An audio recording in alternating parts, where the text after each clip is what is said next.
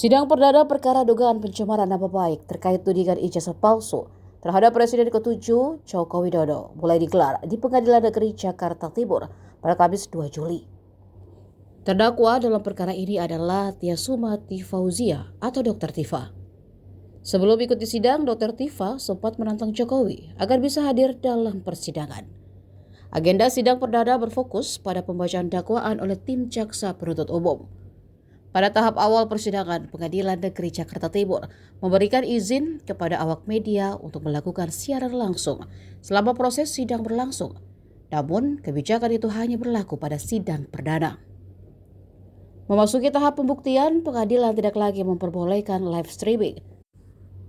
Kebijakan tersebut diterapkan untuk menjaga independensi keterangan para saksi agar tidak saling mengetahui isi kesaksian satu sama lain sesuai ketentuan hukum yang berlaku.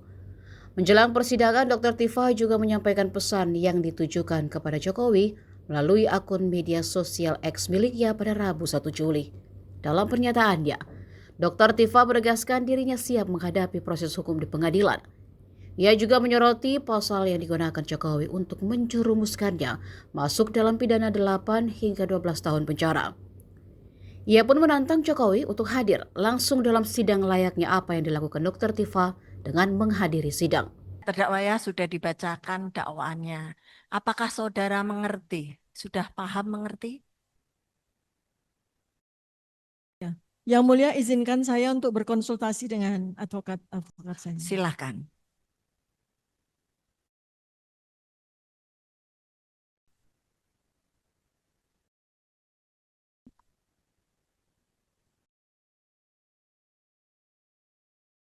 Yang mulia izinkan saya menjawab. Jadi secara bahasa saya memahami, saya mengerti. Tetapi secara substansi saya banyak yang tidak memahami.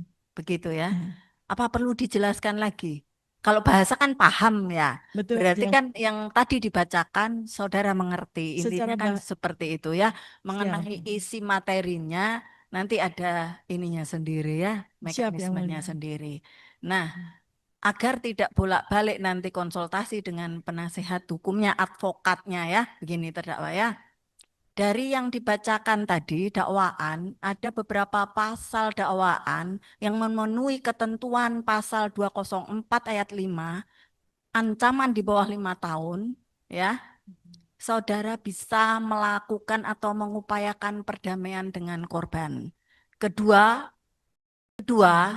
ya, itu Undang-Undang Nomor 20 Tahun 2025 mengatur demikian. Kemudian apabila tidak, apakah saudara akan mengakui dakwaan sesuai dengan ketentuan pasal 205 ayat 1 atau ya 206 ayat 1 saudara akan mengajukan perlawanan. Gitu ya. Silahkan konsultasikan ke penasihat hukum advokatnya. Ya, silakan. Siap, Yang.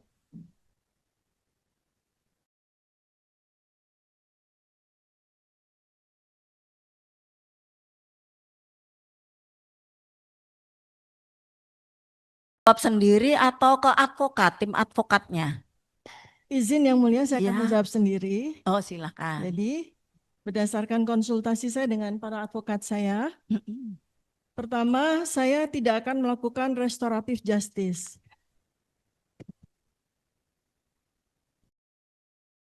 Ulang ya.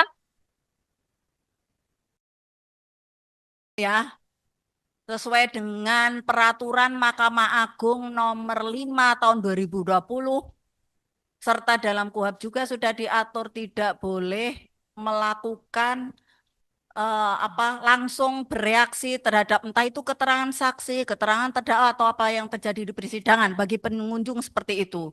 Tolong ditaati ya, biar persidangan ini berjalan dengan tertib. Tidak boleh bersorak-sorai di dalam persidangan.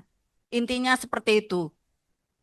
Hormati juga terdakwa sedang melakukan apa yang menjadi haknya akan diutarakan di sini. Jadi tolong dihormati ya. Silakan dilanjutkan terdakwa. Izin Yang mulia, pertama saya tidak akan melakukan restoratif justice. Ya. Kedua, saya akan melakukan perlawanan. Siap. Ketiga, saya tidak akan menerima plea bargain. Ya. gitu ya. Siap. Jadi akan mengajukan perlawanan, begitu ya.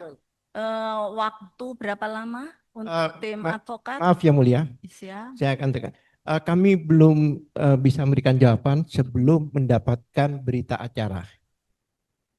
Berita acara akan diberikan kepada kapan terdakwa. kami akan dapatkan, baru kami akan berikan jawaban. Dengan ilmu saya, ilmu anatomi morfologi yang memang sudah saya sampaikan di dalam iNews 29 April 2025. Saya diundang sebagai ahli, di mana di situ saya memberikan penjelasan tentang bagaimana saya melihat dari dokumen yang beredar atau benda digital yang beredar di internet, yang banyak orang mengatakan itu sebagai ijazah Joko Widodo. Di situ saya menyoroti hanya satu hal yang menjadi domain saya, yaitu foto, ya. Karena itu saya menggunakan ilmu saya, anatomi morfologi, untuk memberikan penjelasan, ya. Kalau memang penjelasan ini harus dikomparasikan dengan ijazah asli, maka munculkan ijazah asli itu. Ya, sebab yang saya lakukan observasi itu adalah benda digital yang beredar di internet. Kita sama-sama tidak tahu apakah itu dokumen milik Joko Widodo. Ya, pertama itu. Dan jelas bahwa tadi disampaikan, ya, walaupun oleh Joko Widodo saya dituduh dengan pasal besar, ya, yang memang niatnya mau memenjarakan saya bertahun-tahun, yaitu pasal 32 dan 35, yang itu isinya adalah Undang-Undang ITE yang berisikan dakwaan manipulasi terhadap dokumen milik orang lain atau melakukan manipulasi atau edit agar dokumen palsu menjadi asli. Itu ternyata di dalam dakwaan tadi hanya dikatakan bahwa dasar saya dituduh pasal 3235 itu adalah lisan saya. Lisan saya ketika saya menyampaikan tentang ilmu saya. Jadi betul-betul definitif. Ya, di situ di dalam dakwaan itu sama sekali tidak ditunjukkan, ya, dinyatakan di mana saya melakukan manipulasi. Yang dipakai, ya, yang dipakai itu adalah lisan saya. Lisan udah jelas. Jadi itu pasal yang betul-betul sangat sembarangan, begitu ya. Ya, jadi pertama adalah kalau foto, saya dengan senang hati akan memberikan penjelasan sejelas-jelasnya di persidangan. Ya, dan foto itu saya tidak lakukan manipulasi sama sekali, ya. Jadi intinya nih di dalam surat dakwaan yang tebal sekali itu, intinya yang dipermasalahkan, yang kemudian Pak Joko Widodo itu mengatakan bahwa saya itu telah menghina sehina-hinanya dan merendahkan serendah-rendahnya, itu adalah ketika saya membicarakan tentang benda digital yang beredar. Ya, benda digital yang beredar di internet yang kita semua tuh melihat, ya.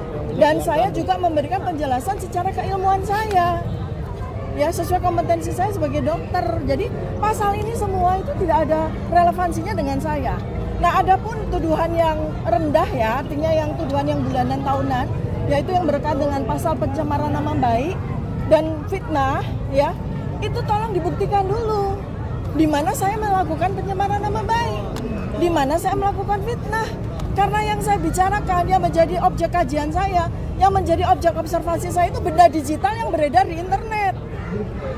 Ya, jadi bagaimana caranya agar Pak Joko Widodo itu membuktikan bahwa saya melakukan pencemaran nama baik, bahwa saya telah memfitnah, maka Pak Joko Widodo wajib untuk menunjukkan ijazah aslinya, bukan di sidang, bukan hanya di sidang, tapi juga di publik.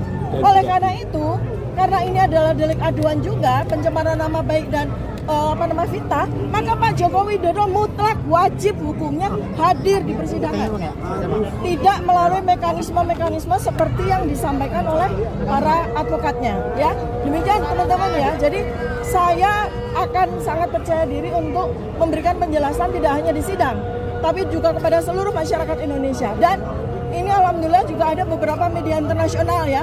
Ini menjadi bukan hanya sekedar public Indonesia domain, tapi ini menjadi international domain. Jadi hati-hati kepada semua pihak, termasuk kepada jaksa, termasuk kepada hakim.